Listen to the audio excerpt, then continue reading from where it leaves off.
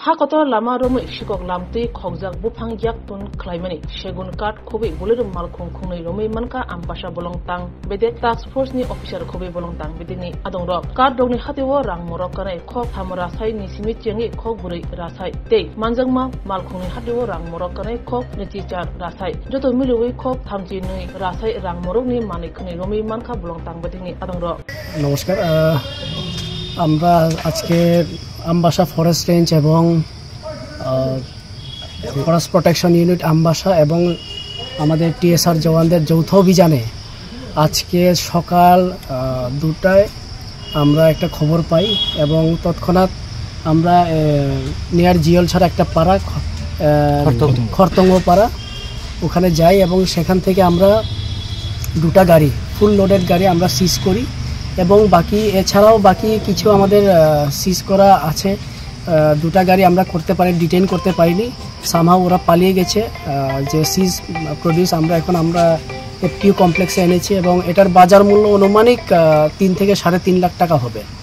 এবং আমি ধন্যবাদ জানাই আমাদের ফরেস্ট প্রোটেকশন ইউনিট আমাদের বিট অফিসার এবং টিএসআর জওয়ানদের ওনাদের যৌথ সহযোগিতায় আমরা এই কাজটা আমরা শেষ করতে পেরেছি এবং তার বিজ্ঞান কোন জায়গায় জিও ছাড়া পুষ্টি আছে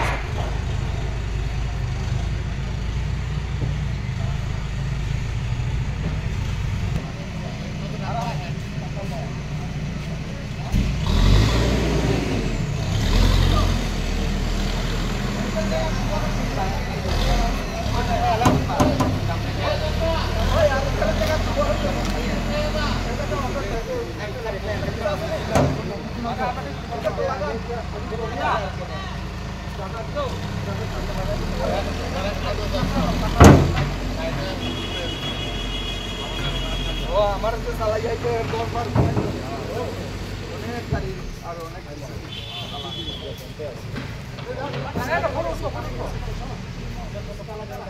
ওই এটা নেন তুই তো জানেন এক লোক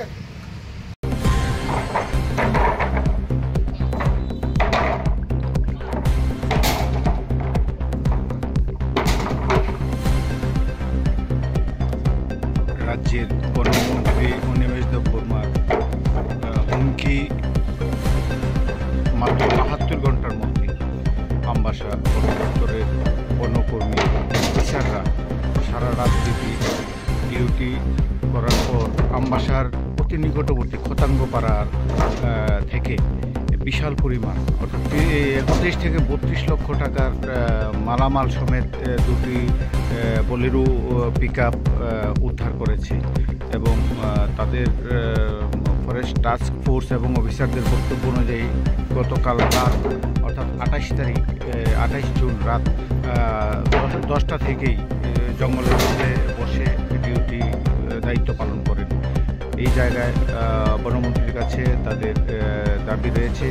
টাস্ক ফোর্সের সংখ্যা যেমন কম রয়েছে তেমনি গাড়ির সংখ্যাও কম রয়েছে এগুলোই দেখার জন্য পাশাপাশি টাস্ক ফোর্স থাকার জন্য যে বিল্ডিং রয়েছে সেই বিল্ডিংয়ের অবস্থা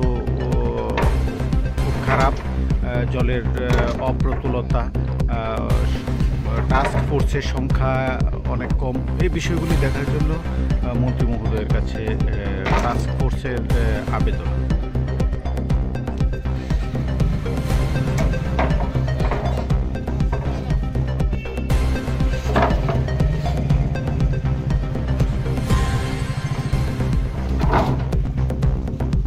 বলা যায় দারুণভাবে সফল আমবাসা ফরেস্ট ডিপার্টমেন্ট।